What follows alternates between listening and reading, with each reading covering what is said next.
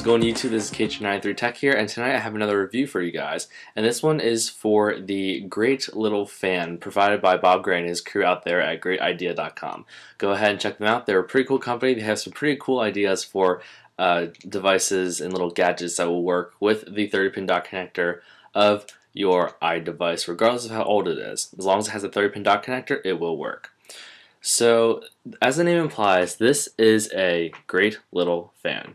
Now, as you can see, obviously, the fan blades are right here. They're made of this plasticky material, and they're hooked onto this plastic base. And all you gotta do to install it is you just take your iDevice and then plug it into the 30-pin dock connector, like so, and it's installed. And to turn on, there is an on-off switch here, which you can't see, but I'll try to get a close-up shot of this later. There's an on-off switch that you toggle on and off. Now, currently right now, it's turned on, but the reason why, obviously, is because my iPod is actually not turned on.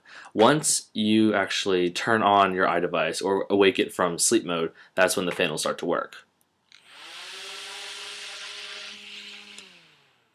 So now you guys know a little bit about the GraytLittleFan from GraytIdea.com. I'm going to go over the things I particularly like about this. First, I like that it's small and portable. Obviously, in today's world where we're always on the go, having something small and portable but yet functional is a very key thing. I also like the fact that it comes with this hard plastic carrying case that's also somewhat not insulated, I guess, but has this stuff that to prevent it from, this foam that helps keep it secure so it doesn't shuffle around inside. So having this small case is a very nice convenience, and it also makes this even more portable. Also, like the fact that there is an on-off switch, because if you plug this into your iPod and it automatically just turns on just because, then that could not end really well, even though this fan doesn't really hurt when you stick your finger in it when it's at full blast. Also, the fact that it piggybacks energy off of your iPod or iPhone or iPad's battery life is kind of a nice feature, even though I know it might be a setback for some of you people. And the reason why I like that is because I really don't like having an extra charger lying around just for another device. Even though most devices nowadays use mini or micro USB to charge, and those are kind of universal adapters, it's really nice to not have to charge this and not worry about it running out of battery. All it does is it uses your iPod or iPhone or iPad's battery, and then it piggybacks energy to power the fan. Also, it's very adjustable. You can rotate this actual part, which is why this crease is here. You can actually take this part and then bend it down to any angle between here and here. So you have a 180-degree angle at which the fan can point from the straight parallel line to the 90-degree perpendicular format, as you see here. Two things I don't like about this product, and they're kind of biggies, is that if you have an iPod whose 30-pin dock connector is on the same side of the iPod as the headphone jack, you will not be able to access your headphone jack, as you can see here. It obviously blocks the 3.5mm audio jack, which would normally be right there. Now, of course, if you have an iPhone or an iPad, that won't be a problem. It's just a problem with the iPods because those are generally smaller, and the audio jack is on the same side of the iPod as the 30-pin dock connector. Also, the thing I don't like about it is that this fan thing, the adjustable angle, which is why there's a crease here, is kind of weird. Now, when you have it in this straight linear fashion, it's not that terrible because you can hold your iPod like this and then have it blowing towards you. Or if you rotate it so that it's at the other orientation, the 90-degree orientation, you can still hold your iPod like this and still have it blow towards you. But if you're using your iPod and say you want to blow directly at you, the angles in between aren't very convenient. If you do maybe point it at the halfway point, then if you're trying to point it towards you, you can see the problem here is that it's pointing downward and not at you. Now, I'm not sure they're going to fix this when they actually make this for mass production and they're actually going to put it in retail, but that's just this particular prototype model. Again, this is a prototype that he sent out to me. And I'm not sure if that's going to be on the finalized version or finalized model, but if it is, that's just something you guys should look out for. If it's something that doesn't bother you, then it doesn't bother you, but it's just something that I had to mention because it kind of bothered me a little bit.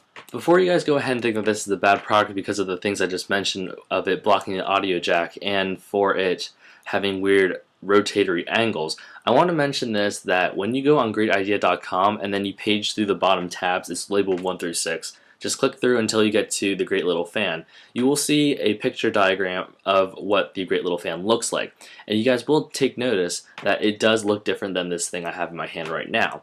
And I think because this is a prototype, Bob Gray and his crew out there decided that this prototype was either inefficient or wasn't suitable enough for their ideals. And so what they did was they kind of remodeled it, and they took this fan and they removed, as far as I can tell, the adjustability of it, and they took it and mounted it on the front left side of the GraytLittleFan base, I guess. And instead of having an on-off switch, they have a little white button that can turn on and off. Again, I think. These are just from pictures I'm seeing. And so I'm pretty sure that this prototype that I'm reviewing right now is one that has features that aren't going to be on the finalized model when they actually go into mass production and are available for you guys to buy in retail stores and online. Before I end this review, I have to tell you guys something about the battery life. Now, I haven't actually been able to fully test this out and to make sure that what Bob Gray told me was actually accurate, but from what he told me in an email is that this little fan doesn't use much energy at all. He said that you can run this for 2 straight hours and your battery will only be depleted by 20 to 25%. So having that much power being, taken out of your iPod to power this fan for 2 hours, that's plenty enough cooling time or power to cool you down for a little while. I'm pretty sure it doesn't take 2 hours to, cool yourself down with this little fan. Your body will naturally recover from any, heat that you get from exercise in about 20 to 30 minutes anyway, depending on who you are, of course. So really, if you guys just want a quick cool down or a quick way to cool down and you happen to have an iPod, which I'm pretty sure a lot of you do out there, then this product is pretty good. And I will say that it does cool rather efficiently. I've been exporting the review for the TouchCam N1, and it's like this 16-minute HD video. So I was actually trying to, just for fun, cool my laptop down with this fan. It actually does cool it down quite significantly. Even though my laptop gets really hot, this still managed to cool it down so that the top surface of it at least felt cool. So this fan definitely has the power to cool you down. Of course, it's obviously not going to be as powerful as those bigger handheld fans. But again, for something that works with your iPod or your iPhone or iPad, I really can't complain about this product.